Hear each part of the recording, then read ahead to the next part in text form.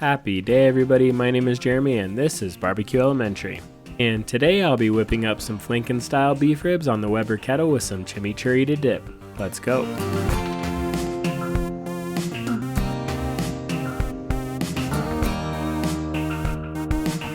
If you've never had flanken-style ribs, they're just beef ribs cut across the bone into thin strips instead of big chunks. You get all the rich short rib flavor, but they cook way faster.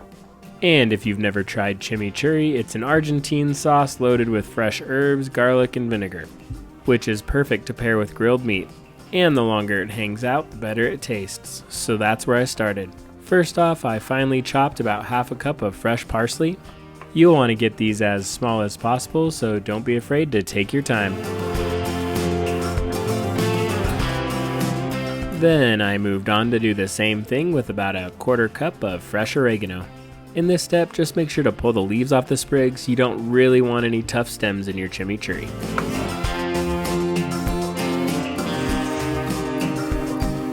Then I grabbed 3 garlic cloves to smash and mince up real good. You can use more, but I wanted to start here to make sure I didn't overpower the sauce. Make sure to use fresh garlic for your chimichurri and not garlic from plastic containers.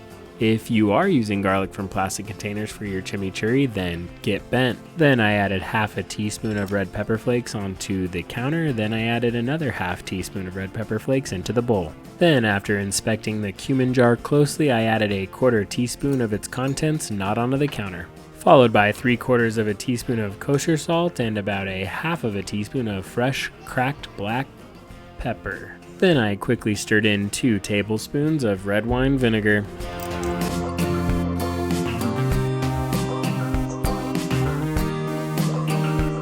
Then I grabbed a half of a cup of my favorite very flavorful extra virgin olive oil and drizzled it in slowly until everything was incorporated and the sauce had a saucy consistency.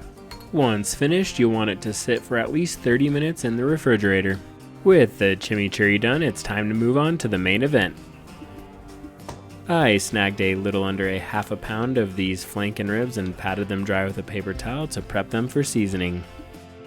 Speaking of seasoning, I'm going to keep it very simple for this one and only use kosher salt and fresh cracked black pepper. But you could go in a lot of different directions here, from marinating them in Worcestershire sauce beforehand to doing a full Korean style prep, which is usually a sweet soy based marinade with garlic and sesame. But I just might steer clear of pairing that style with chimichurri. After the ribs were salt and peppered and patted down, it was time to get the Weber Kettle going. This is going to be a hot and fast cook, so I quickly filled up the charcoal chimney all the way to the top with standard Kingsford briquettes. I'm going for a good strong bed of coals so that these ribs get a nice sear and cook through fast, probably around 6 minutes total, so no fancy wood chunks or anything like that, just straight heat. The coals took about 20 minutes to heat up before I poured them into the bigger side of the slow and sear, which was a perfect amount of time for the ribs to take in all the seasoning before going on the grill. I kept this portion of the cook super duper simple and simply set a timer for 3 minutes and didn't fuss with them until the timer went off. Then I flipped them over for another 3 minutes and that was it. You shouldn't need to worry about their internal temperature because they're so thin. All you're really looking for is a nice looking golden crust on each side and they will be perfect.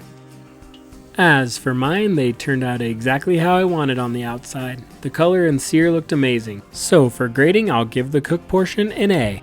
I just needed to check out one more thing after I plated them up to see if I nailed them: the taste.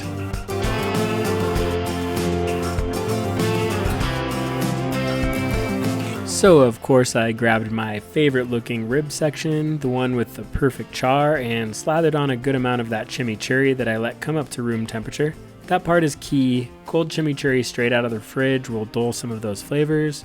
And I'm not even gonna lie to you guys, this is an absolute showstopper. The beef is rich and juicy, the herbs are bright, and it all just works together perfectly. So I'll be giving the taste an A as well. Super easy, big flavor, these ribs are seriously hard to beat, and the chimichurri really puts it all over the top. And for the drink pairing this week, I kept it really simple with the Pride of the Rocky Mountains Coors Banquet. Because let's be honest, nothing pairs better with grilled beef ribs than an ice cold beer. so the pairing gets an A as well, which puts the overall grade for this cook solidly at an A, and I highly recommend you try it for yourself. And as always, thanks a million for tuning in. Make sure to like, comment, and subscribe if you haven't to follow me along on my adventures through Barbecue Elementary.